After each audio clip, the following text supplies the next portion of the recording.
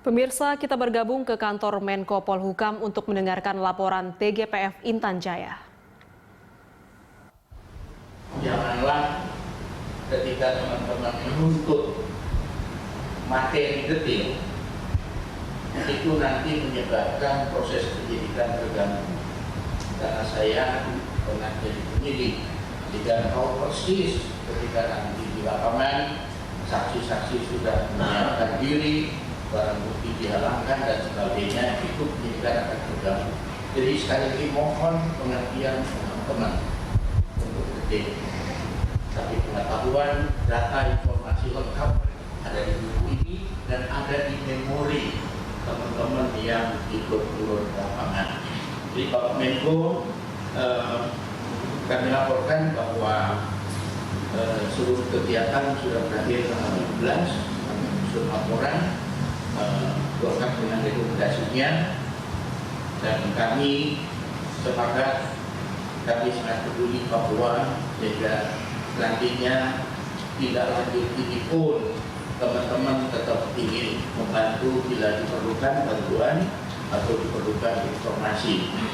Jadi demikian Bapak Menko yang bisa kami sampaikan. Tentunya kami mohon maaf seandainya dalam pembahasan ini ada kekurangan pada sini.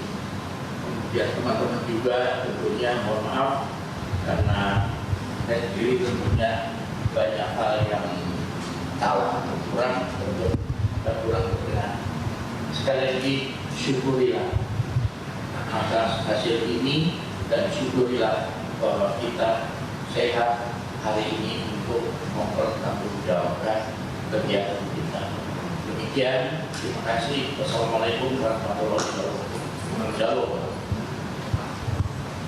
Terima kasih Pak Benny Mawoto. Berikutnya penyerahan laporan akhir TGPF Intan Jaya dari Ketua TGPF Pak Benny Mawoto kepada Menko Polhukam Profesor Mahfud MD. Silakan Pak.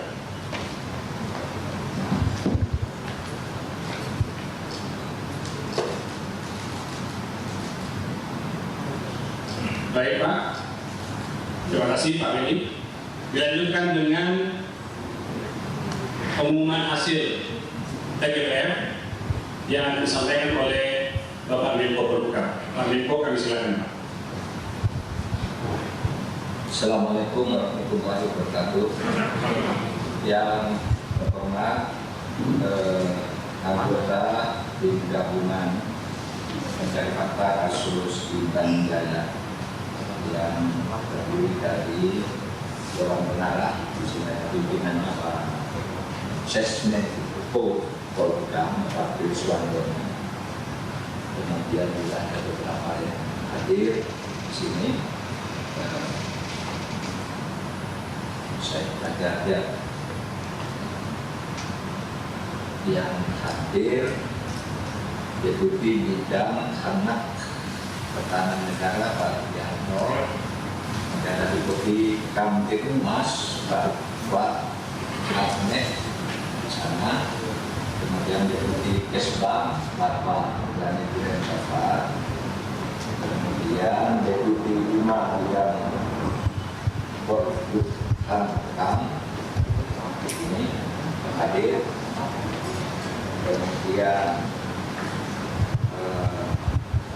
Bapak tim kota menjadi hadir dan koordinator internasional yang dilakukan di sana, staf khusus Menko Polhukam Bapak Rizal Mustadi hadir, kemudian kami Pandu Kelompok Masyarakat Papua hadir, kemudian dari tim investigasi lapangan data ini membentuk dan sekaligus ada Ketua Harian Komponas.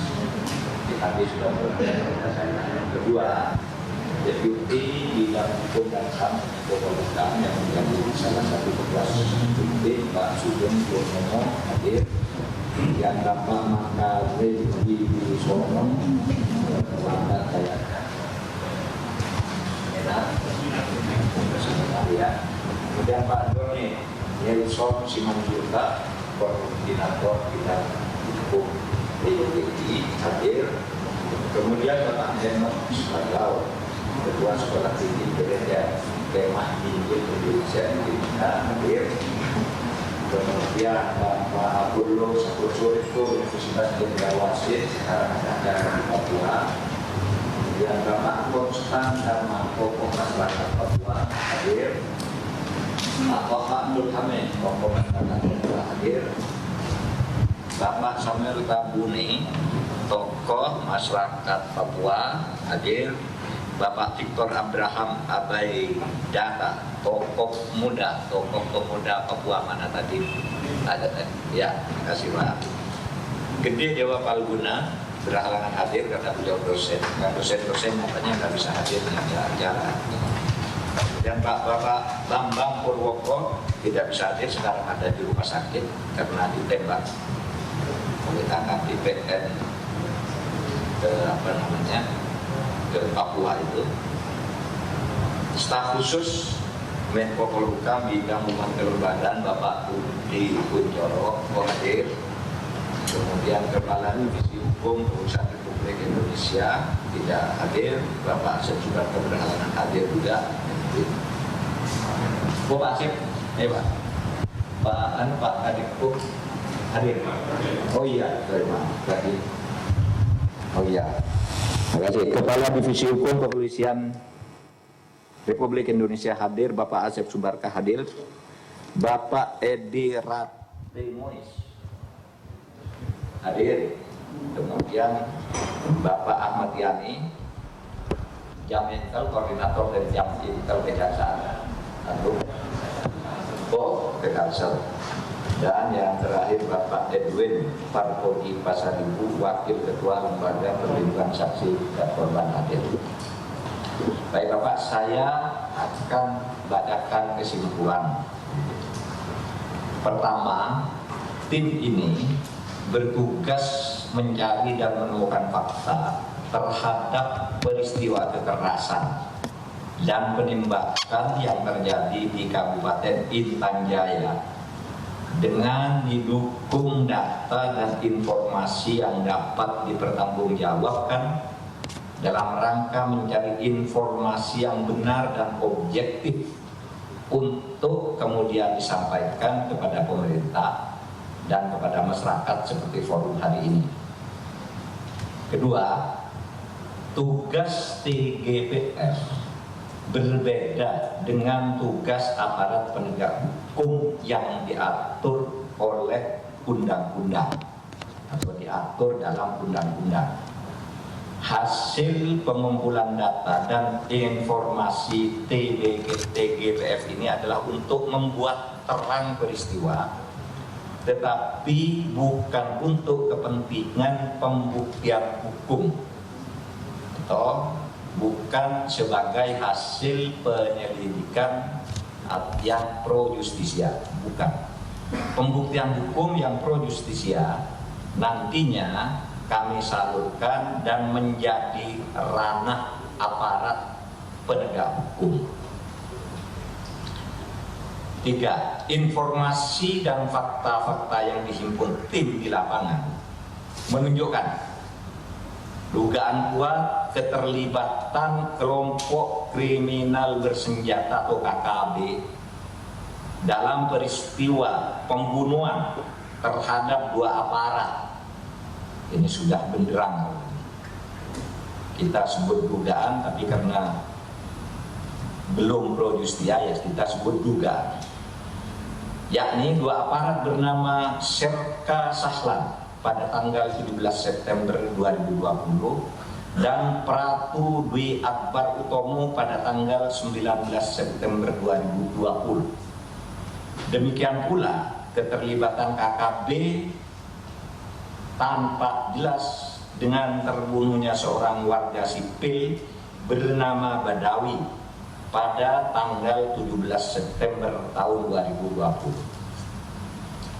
Mengenai terbunuhnya Pendeta Yeremia Zanambani pada tanggal 19 September 2020. Informasi dan fakta-fakta yang didapatkan tim di lapangan menunjukkan dugaan keterlibatan oknum aparat meskipun ada juga kemungkinan dilakukan oleh pihak ketiga. Yang berikutnya, untuk selanjutnya pemerintah akan menyelesaikan kasus ini sesuai dengan hukum yang berlaku, baik hukum pidana maupun hukum administrasi negara. Sejauh menyangkut tindak pidana yang berupa kekerasan dan atau pembunuhan, pemerintah meminta Polri dan Kejaksaan untuk menyelesaikannya sesuai dengan hukum yang berlaku tanpa pandang bulu, dan untuk itu pemerintah juga meminta Komisi Kepolisian Nasional atau Kompolnas untuk mengawal proses selanjutnya. Laporan dari TGPF ini bisa menjadi bahan dalam rangka bukan sebagai, dalam rangka pro justisia. Adapun yang menyangkut hukum administrasi negara, Menko Polhukam menyerahkannya kepada institusi yang terkait untuk diselesaikan agar juga mengambil tindakan-tindakan sesuai dengan hukum yang berlaku dalam hukum administrasi negara Indonesia. Sejalan dengan temuan-temuan ini, Menko Polhukam merekomendasikan kepada pemerintah, kepada Presiden, kepada TNI, kepada Polri, agar daerah-daerah yang masih kosong dari aparat pertahanan dan aparat keamanan yang sifatnya organik supaya segera dilengkapi. Jadi di sana tuh masih banyak daerah-daerah yang tidak ada aparatnya, ada beberapa karena ada yang merangkap 2 daerah, ada yang masih kosong dan sebagainya. Ini untuk lebih menjamin keamanan supaya segera dilengkapi. Dengan demikian, tugas TGPF yang dibentuk dengan SK Menko Polhukam nomor 83 tahun 2020 dinyatakan selesai. Nah, itu informasi dari kami.